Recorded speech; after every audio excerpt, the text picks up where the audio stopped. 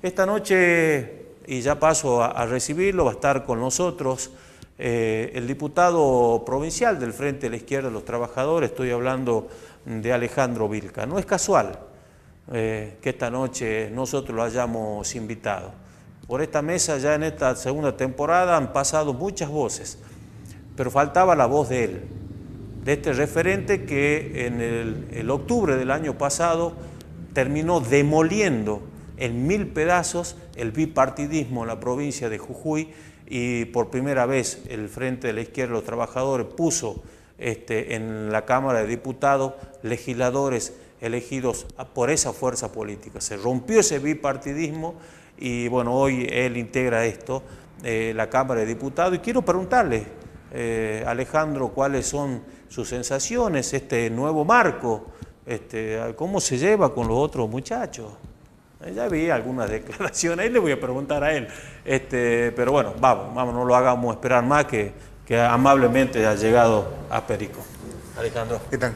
¿Cómo estás? Buenas noches. ¿Cómo andás?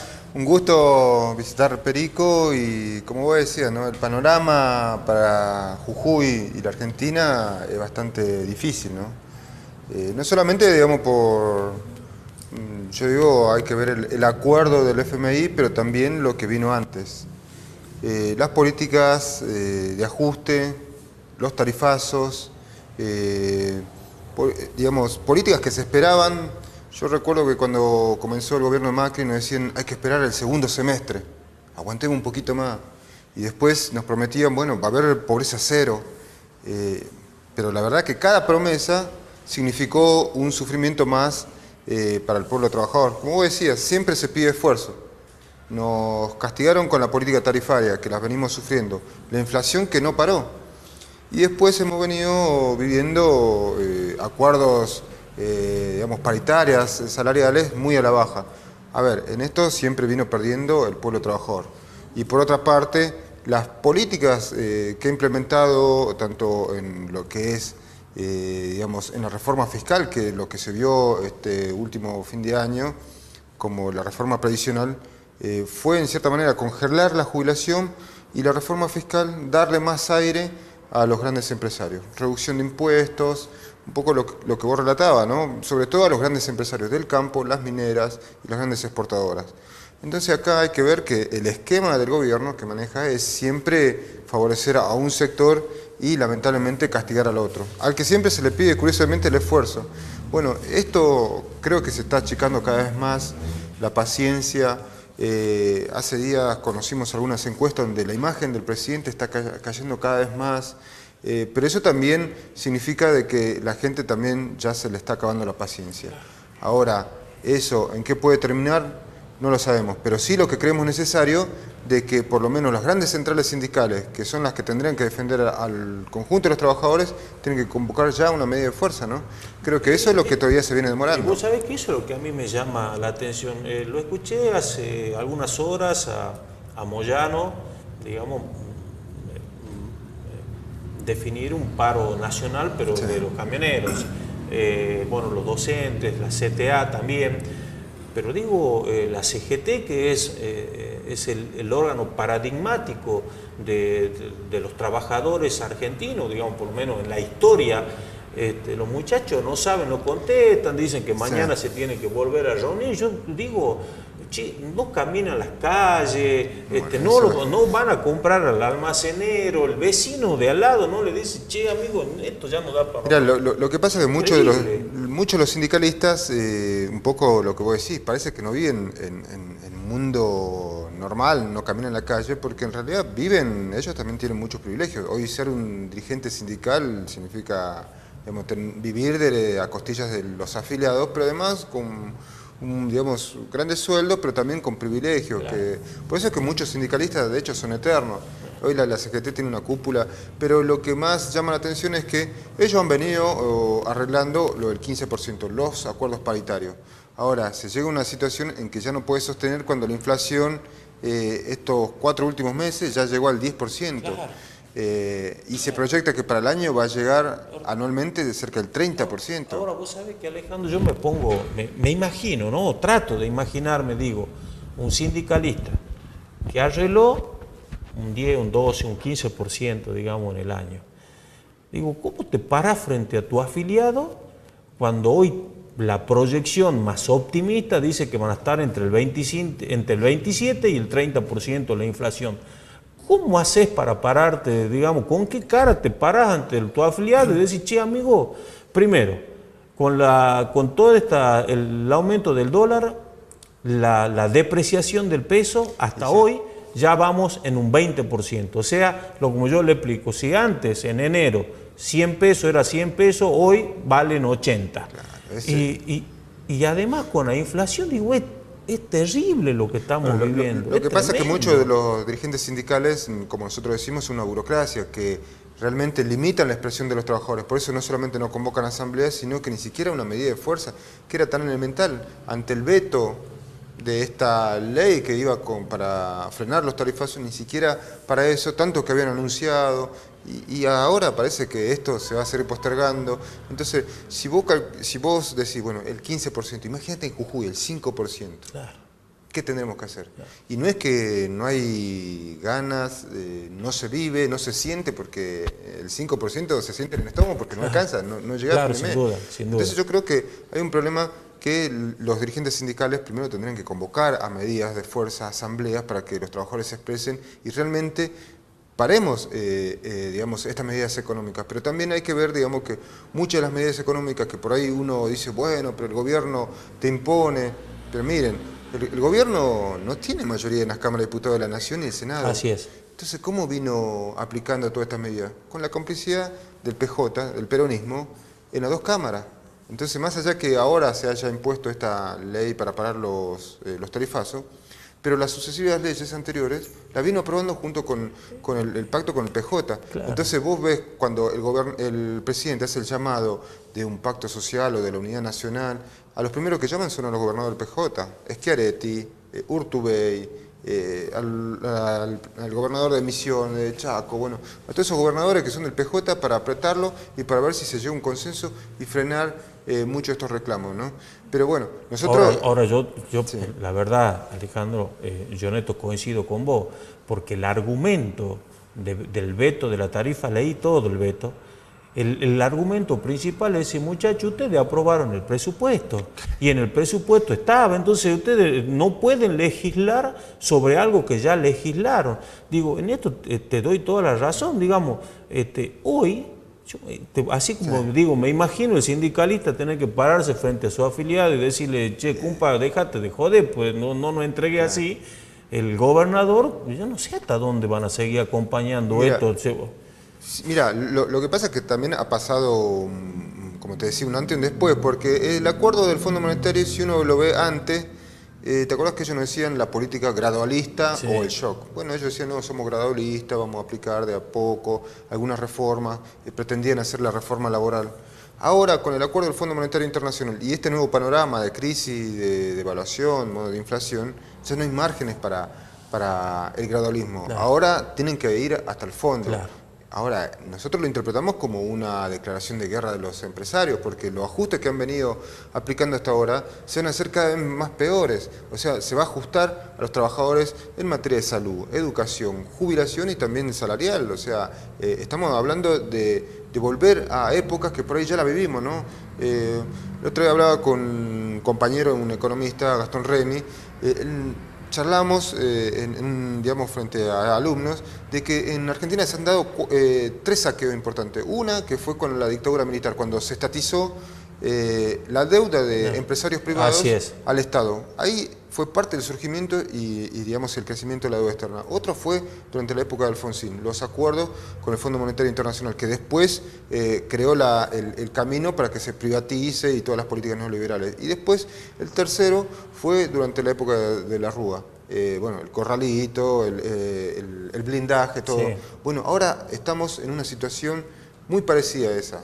En otras condiciones, obviamente, ¿no? Sí. Pero en una situación en la cual se prevé, digamos, una crisis profunda que solamente se puede resolver con la ayuda del Fondo Monetario Internacional. Esa es la salida que ellos nos proponen, pero a la vez va a implicar ajuste, como te decía. En la letra chica de estos acuerdos, como decía, siempre implica... Pero lógico. Pero ¿cuál es el chiste de la deuda? De que durante toda la historia de la Argentina se ha venido pagando, se calcula que hay cerca de 500.000 millones de dólares que pagó Argentina, pero se siguen debiendo cerca de 300.000 millones de dólares. El kirchnerismo, que tanto nos decían patria o buitre, son los que más pagaron, 200.000 millones de dólares. El kirchnerismo pagó 104.000 millones de dólares. Pero, ¿cuál es el problema acá? Que estamos reconociendo una deuda que la crearon los mismos empresarios. Claro, que era deuda de ellos. A ver, si es una deuda que vos decís, mira, en mi casa hacemos una deuda y yo te doy un porcentaje que vos compraste tu autito, bueno, vaya y pase, vos decís, bueno, yo me beneficié. Claro. Pero acá ni vos ni yo, sino los empresarios. Y lo peor es que la vas a pagar vos, tus hijos y tus nietos. No, sin duda. Porque, a ver, hay que interpretar que las deudas a nivel internacional, cómo funciona el Fondo Monetario Internacional, no solamente significa un vínculo económico, usurero, decimos nosotros, pero sino también una atadura colonial. Sin duda. En el cual las políticas económicas ya no la va a definir el Congreso, claro, ni la Casa Rosada. En absoluto. Ahora hay que ir a Washington. Así es. Con lo más concentrado de la banca internacional. Ellos van a digitar, entonces estamos yendo a una situación donde cada vez más las políticas internacional va a exigir más ajuste al pueblo trabajador. Entonces nosotros, la política del PTS y el Frente de Izquierda es rechazar este acuerdo porque va a seguir financiando la bicicleta financiera de los especuladores, porque Argentina, hay que entender, no emite dólares. Pero esa deuda que crea Argentina es deuda. Entonces, lo gracioso es que Argentina se endeuda para pagar deuda. Claro. Y ese esquema no va... por supuesto. Acá si no apostás fuertemente a lo que es la producción, las pequeñas y medianas empresas, las economías regionales, a generar riqueza, digo, esto lo van a ajustar hasta dónde, fíjate, digamos, vos fíjate, si nosotros no pagaríamos la deuda, podríamos invertirlo eso en hospitales, obra pública, salud, educación, aumentar la jubilación, el salario. Sí, pero te dicen que Argentina va a quedar fuera del mundo. Sí, pero eso es un... Bueno, puede ser que no pueden decir todo, pero yo prefiero eso a que la gente se muera de hambre. Sin duda. ¿Entendés? Entonces yo 1000 veces prefiero eso, porque para lo que ellos es un problema, que es crear trabajo, aumentar los salarios, para nosotros es la solución. Imagínate, si vos tenés un trabajo estable, toda la gente podría acceder a un trabajo con obra social, aporte, o los jubilados tienen una jubilación digna, vos te comprás una casa, te comprás un auto, o sea, se motoriza el mercado interno. Bueno, ese esquema, a ellos no les importa, porque a ellos les importa vender en dólares y pagar tus sueldos en peso. Claro. Que justamente los que han creado la parte de la crisis son los especuladores internacionales, o sea, los que exportan, ellos son los que piden un dólar alto. Claro, porque el negocio cierra, pero perfectamente. Y después especulan con los alimentos, ¿no? El hecho de la harina, el combustible, todo. Precio de dólares, pero mirá, no va. Por eso parte de las medidas que propone el Frente de Izquierda es no pagar la deuda externa, desconocerla, pero también tomar medidas como el monopolio del comercio exterior. Y esto te lo digo porque, bueno, Argentina, vos sabés que produce 10 veces más alimento de lo que necesita. Exacto. Pero ¿qué es lo que pasa? Acá no hay escasez, cada vez sube. Todo se va para afuera, ellos quieren vender en dólares, quieren ganar. Claro, porque la exportación es el negocio. Claro, y los dólares no lo liquidan acá en Argentina, los retiran en el exterior, entonces la falta de dólares que tiene Argentina lo manejan. Vos sabés que Argentina hay algunas empresas que tienen sus puertos propios, Cargill tiene sus puertos propios, entonces no hay prácticamente control de la FIT. Entonces, bueno, eso hay que terminar con la especulación con la necesidad de la gente, por eso creemos que hay que tener un monopolio del comercio exterior, que el Estado se encargue de controlar lo que ingresa y lo que egresa de los puertos, como también parar la fuga económica, porque toda esta gente, para darte ejemplo, los mineros, los tabacaleros que venden al exterior ganan en dólares y se lo llevan afuera porque saben que lo van a tener seguro en otros lugares que acá. Pero nadie quiere invertir acá. Bueno. Escuchaba un economista hace unas horas nada más y digamos, lo comentaba porque además fue tapa del diario en Estados Unidos, en el New York Times creo, donde decía hay que irse de la Argentina, era el título. Claro, entonces que decía, no, el que tiene plata, ni loco, ni LEVAC, ni plazo fijo, ni aporta a la producción, agarra el bolso de plata y voy y pongo en bono estadounidense, en un paraíso fiscal, yo acá. Pero además, ¿por qué, Alejandro? Yo creo que esto Vos sabés que más allá de las medidas económicas, a mí me da la sensación, no la sensación, estoy seguro, que es una cuestión política y de confianza. Digo, a ver, es como que yo te digo, mira Alejandro, vos sabés que tengo una fábrica y vamos a hacer estuche para anteojos. Y vos decís, bueno, ¿cuánto tengo que poner? 10 pesos. ¿Y vos cuánto vas a poner? No, yo pongo la idea. Pero vos tenés capital. No, yo sí tengo, pero lo tengo afuera. Digamos, esto es, viste, cuando vos le preguntás al ministro de Economía, dice, no, yo tengo la plata afuera, los CEOs del gobierno, te dicen, no, tengan confianza en la Argentina, tu plata ya algún día la voy a traer. Bueno, eso es lo que pasa. Bueno, mucho de la fuga del dinero que hay es a través de los bancos privados que tiene Argentina. Por eso es necesario también parar la fuga y la especulación que hacen muchos de esos bancos, ¿no? El hecho de que se haya ido tanto la tasa de interés, sacar un crédito es imposible, claro. Una tasa al 40%. Claro. Por eso nosotros creemos que hay que hacer una banca única nacional combinada con esto, que es digamos, el monopolio del comercio exterior y el no pago de deuda externa, evitaríamos que controlar la suba, pero también la especulación de los alimentos para mantener una economía estable, pero para eso necesitamos tomar medidas. Ahora, nosotros creemos que eso se puede lograr si el conjunto de los trabajadores no solamente para digamos, estos ajustes, sino también pelea por esas medidas. Hay un problema, ¿no? Que un poco lo que vos decías, el gobierno siempre pide esfuerzo, pero son los mismos gobernantes los que no generan, los que mantienen y alientan estas políticas. Por eso es que resulta contradictorio cuando te piden esfuerzo y ellos son los que le facilitan a los empresarios no pagar impuestos. Hace unos días, y esto un poco para... vimos cómo el gobernador daba certificados de exención de impuestos a 8 empresas, entre ellas Alberdi, al Comodín, otra empresa. Entonces vos decís, a mí me joden, aumenta el gas un 40%, la electricidad un 27%, el transporte un 25%, o sea, y a otro tipo que son los que más ganan, no pagan impuestos. Entonces es el mundo al revés. Entonces claro, esto hay que pararlo.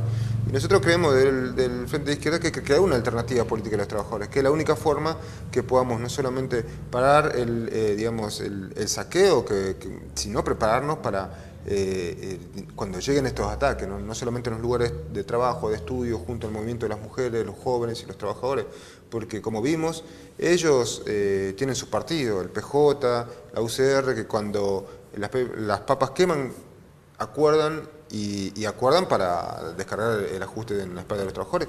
Bueno, eso es lo que a nosotros también nos preocupa mucho, poder prepararnos para esos momentos tan difíciles que van a venir, ¿no? Alejandro, no quiero llevarte, digamos, al plano nacional, como yo soy un dirigente importante, pero con este diagnóstico, cuando vos decís, tenemos que prepararnos para generar una alternativa, te traigo a la provincia, que es donde vos trabajas.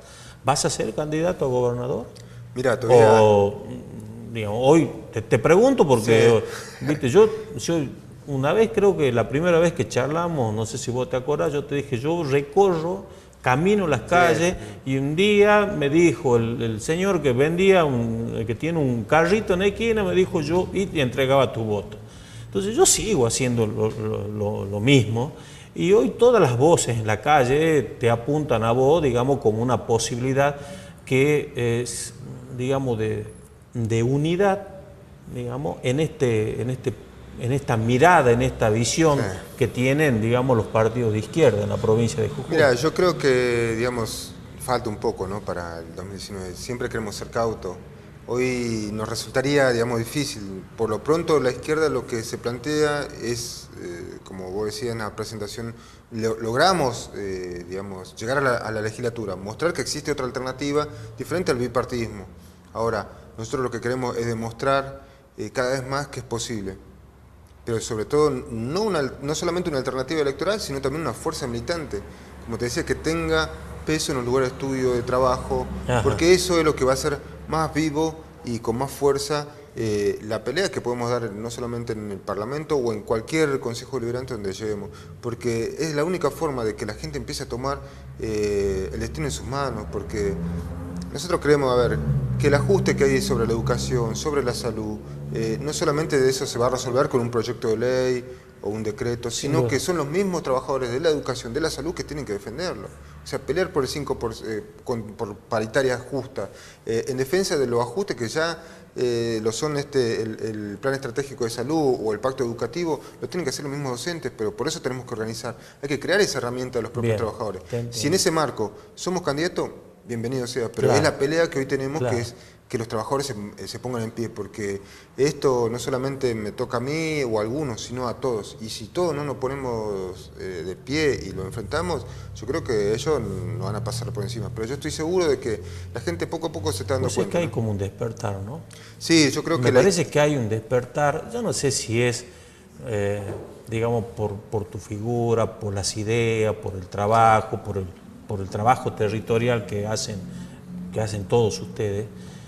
Por ahí uno tiene algunas percepciones, digo, es como que algo en la provincia, algunos con muchas expectativas que se fueron diluyendo y otros en esto también, en el hartazgo de decir ya está, basta de esto porque ya no, de esto ya no se soporta más. Yo creo que también Jujuy vive una situación donde, un poco yo te decía, hay alguna encuesta que muestran al presidente que cae cada vez más en la encuesta, un gobernador que no llega a dar, como se dice, pie con bola, o sea, no da una respuesta hasta el final, y una oposición del PJ que es cómplice a veces y después está todo diluido porque fueron los que ayer aplicaron medidas similares. Nosotros somos en ese marco, somos una alternativa a los trabajadores. Ahora queremos ser cada vez más fuertes, queremos llevar la voz de los trabajadores a la legislatura, como lo venimos haciendo, llevar proyectos, pero también ser parte de los reclamos de los trabajadores. Entonces queremos ser una fuerza cada vez más creciente. Ahora, sabemos que la situación se va a complicar y vamos a necesitar que los trabajadores empiecen a tener más protagonismo. Por eso, como decía, no puede ser que los dirigentes acuerden y nadie diga nada. Bueno, queremos estar ahí para decirle a los dirigentes en la cara y decirle hay que luchar, hay que defender nuestros derechos, con vos o sin vos, los trabajadores nos tenemos que defender. Yo creo que es la única forma, acá si la gente tiene protagonismo, empieza a autoorganizarse, los trabajadores, que somos la mayoría, ¿no? Sí, sin duda. Y aparte somos los que, como vos decías, lo que hacemos que funcione esto. Entonces, pero sin duda. En última instancia depende si los trabajadores nos damos cuenta del poder que tenemos en nuestras manos, podemos hacer que cambie esta realidad. Y ¿por qué no otra provincia, otro país donde lo que importe no sean la ganancia de los empresarios, sino la vida de los trabajadores? En la editorial decía que te iba a preguntar cómo te llevas en este nuevo ámbito de la legislatura y digamos era hasta una pregunta irónica, sé las declaraciones, la participación tuya en la última sesión ordinaria de la legislatura, que bueno, era para la derecha y para la izquierda, por este tema de la inacción de la legislatura, creo que más de un mes, digamos, sin sancionar, digamos. La verdad que fue una vergüenza la situación que se viene en la legislatura, ¿no? Nosotros lo planteamos ya el primer día en mayo, a fines de abril, cuando íbamos a sesionar, justamente había un despacho sobre el intendente de Perico, Ficoseco, por la Asunción. Si iba a hacer una sesión, se levantó por una interna del PJ. Y después porque el ministro no se había puesto de acuerdo con el bloque mayoritario. Entonces decimos, bueno, muchachos, está bien, si es por eso no se toca, pero sigamos funcionando.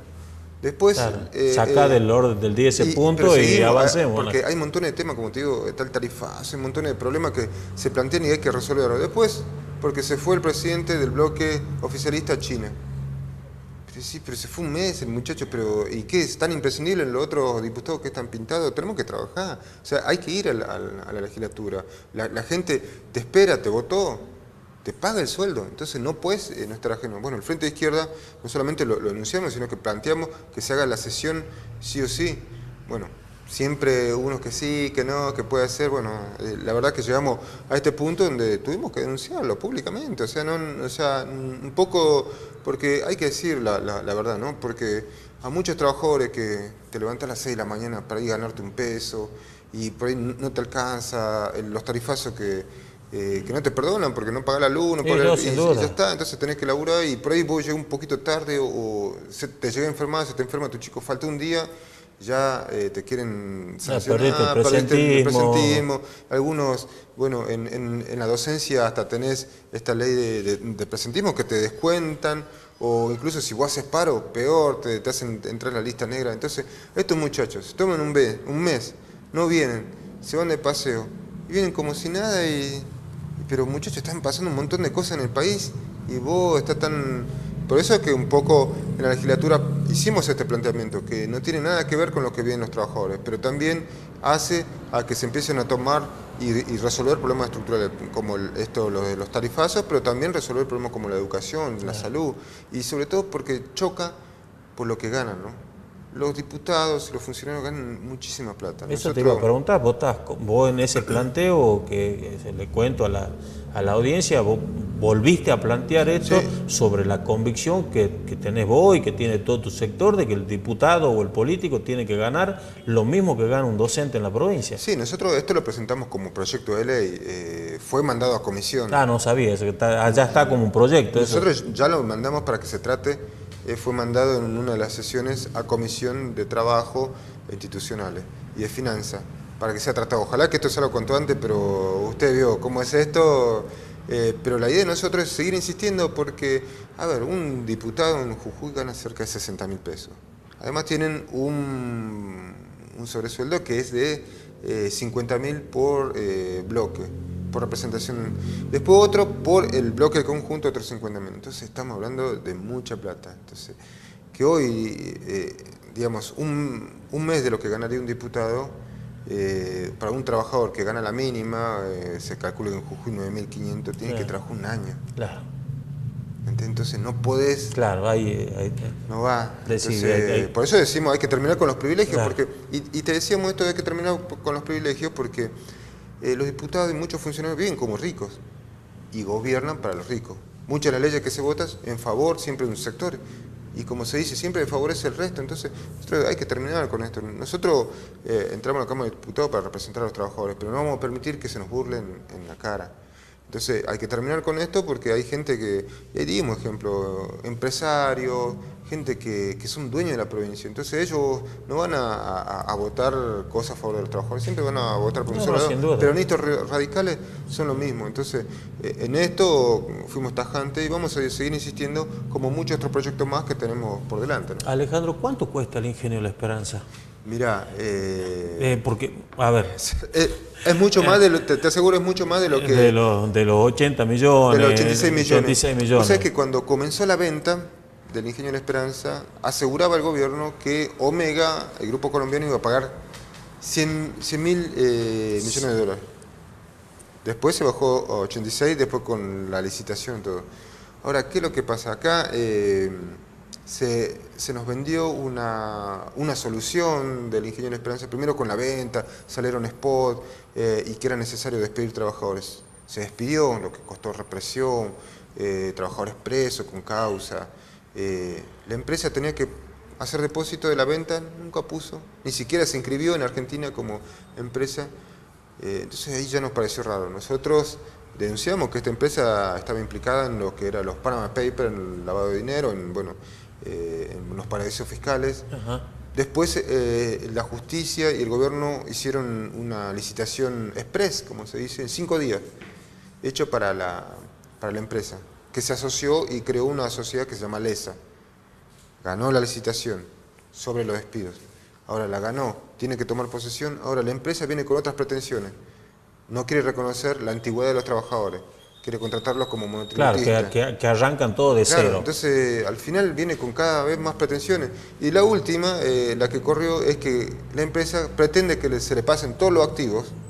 Es como que vos vas a comprar una casa, es decir, yo te la compro, pero antes vos pasame la escritura. Claro. Y ellos pretenden ir a darle, a solicitar un préstamo. Claro, con ese activo, digamos. Entonces, para poder pagar. Entonces, ¿cómo es eso? Es un inversor que no tiene plata. Che, ¿cómo no nos dijeron? Nos metíamos nosotros, pues vamos los dos secos y pues con esto está fantástico. Así. Entonces, esto ya parece una historia tragicómica, donde, ¿qué es lo jodido, digamos, acá de esto? Que se ha armado todo un discurso de una solución, ha pasado una situación difícil, la familia trabajadora de Ledesma, y lo peor es que todavía quedan en vilo, porque no sabemos si esto se va a concretar, porque todavía ellos tenían que depositar dinero, claro. No han depositado un peso.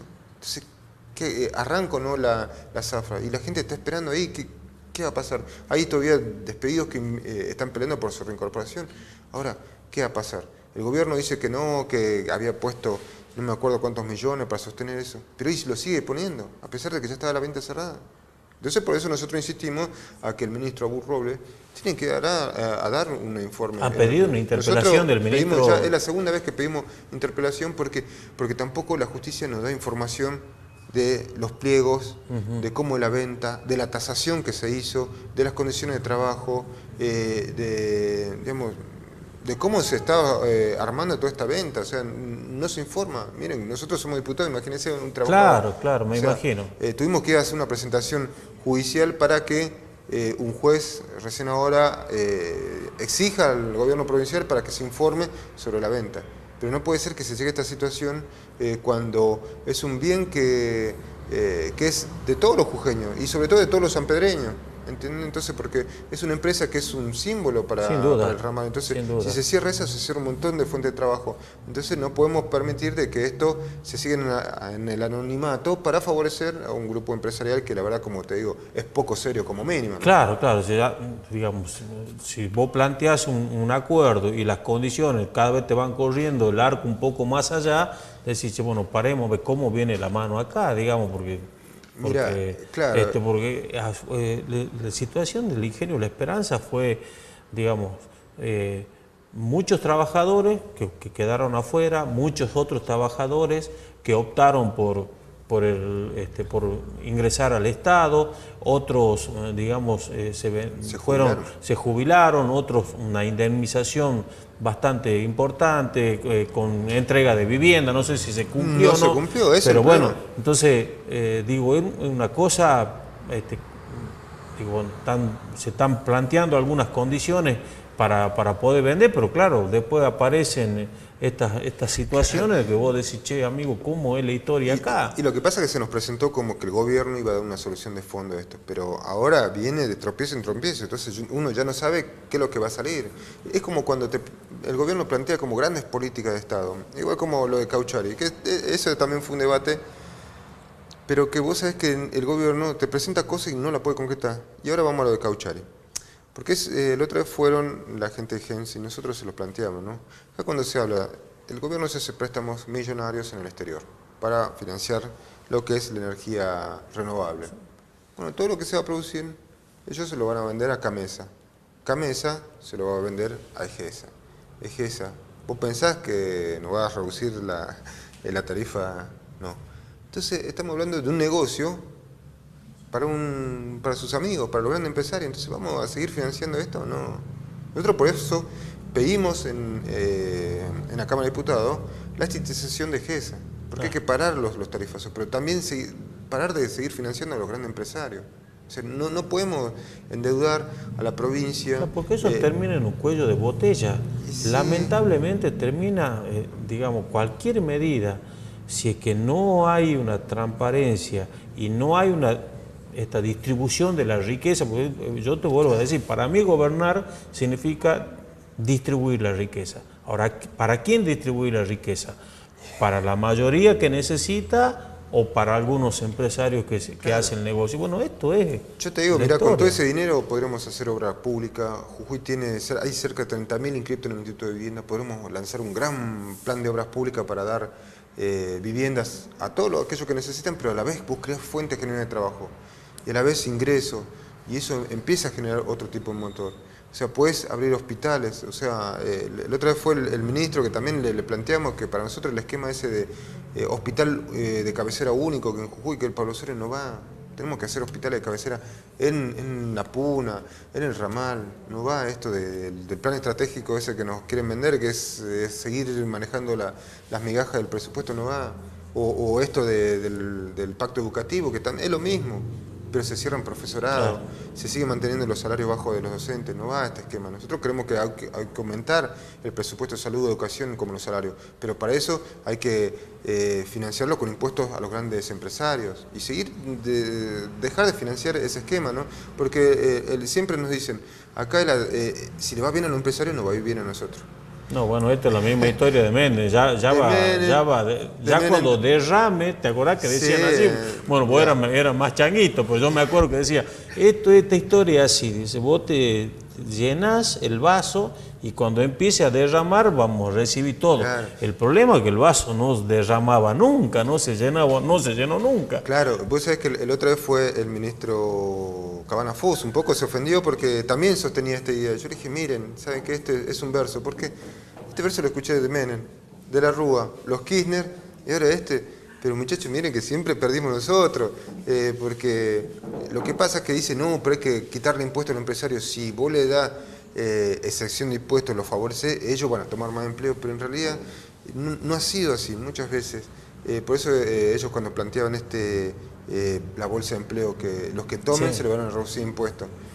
Pero miren, acá el trabajo en negro existe, si es necesario, digamos, tomar mano de obra, pero lo tienen que hacer y darle todos los derechos, no el Estado seguir subsidiando indirectamente a los empresarios. Claro. Pero el problema está también de que la situación de Jujuy es bastante compleja. El mismo ministro Cabanafus reconoce de que hay entre un 40 y un 50% de trabajo en negro. Claro. Nosotros le planteamos, pero ¿por qué no el Ministerio de Trabajo plantea el pase a planta permanente de todo? Que sería lo más justo. No solamente en el Estado, sino en el sector privado. Vos sabés y se lo planteamos de frente, de que no puede ser que el Estado sea el primer, digamos... El tomador de mano de obra negro, claro. Y eso vos lo ves desde los municipios. Sí, sí, claro. Pero, Ahí donde más... Hasta el Estado provincial, en montones de trabajadores porteros, de la educación, de la salud, que no pueden titularizar o pasar a planta permanente de hace años. O sea, y le dimos ejemplo, no puede ser los muchachos estos que están haciendo el tren, que tanto se anunció, Sí. cobren con un ticket, que parece que vos vas al supermercado y te dan en negro 8.000 pesos. Entonces, si vos, que sos el Estado, haces eso, imagínate qué es lo que va a hacer las grandes empresas. Claro, o sea, la empresa tabacalera, o los supermercados, o las empresas mineras, tratan de peor manera. Entonces nosotros creemos que hay que terminar con el trabajo precario, pasar a todo a planta permanente. Y yo creo que con un impulso así, con un salario igual al costo de la canasta familiar, serviría para que también los trabajadores puedan vivir en mejores condiciones, pero también yo creo eso alentaría mucho el mercado interno, ¿no? Que es algo importante. Sin duda. Quiero hacerte la última y agradeciéndote. El miércoles en el Congreso de la Nación, por lo menos así parecería que está planteado, se va a votar, ya se realizó el gran debate sobre la despenalización del aborto. ¿Cuál es tu posición en esto? Mira, nosotros hemos venido... ¿Una posición personal o o partidaria? Es personal y también de nuestro espacio político. Nosotros hemos venido impulsando las movilizaciones de Ni Una Menos, los derechos de la mujer, porque, a ver, el problema del derecho de aborto es un problema de salud pública. El aborto se practica con ley o sin ley. Ahora, se mueren las mujeres. Entonces lo que nosotros estamos planteando es que eso se pare de que las mujeres mueran por aborto clandestino. Entonces lo que estamos planteando es un problema de salud. Y me parece que hay que interpretarlo así. Se ha llegado a una madurez importante, que esto se ha planteado en el Congreso, a nivel nacional hay un apoyo importante. En algunas provincias quizás es menor, pero hay una necesidad en la cual las mujeres lo plantean porque no solamente significa el derecho a decidir sobre su propio cuerpo, sino también a todo lo que implica un plan, digamos, más general sobre educación sexual, parar también con la violencia de género. O sea, nosotros lo que estamos planteando es un plan integral, pero me parece que hay que poner siempre por delante una realidad que no la podemos ocultar, y que es un reclamo que viene de hace muchísimo de las mujeres, que es el derecho a decidir sobre su propio cuerpo. Bueno, Ale, te iba a dejar una perlita, no sé si sí, creo que tenemos un poquito más de tiempo. Yo quiero que, no sé si sabéis, yo calculo que sí, vos estás informadísimo. Vos sos un trabajador, yo siempre digo, ser diputado o tener un cargo electivo es un honor que te da la ciudadanía con su voto, pero vos siempre trabajaste en lo que era recolección. Sí, sí, eso ha sido, digamos, siempre con tu marca, digamos. Sí. Y esto no habla en desmedro, esto me parece que es una medalla un orgullo. Un orgullo. Esto es lo que yo hablo cuando hablo de las sociedades oficialismo-oposición. Lo del IMSA.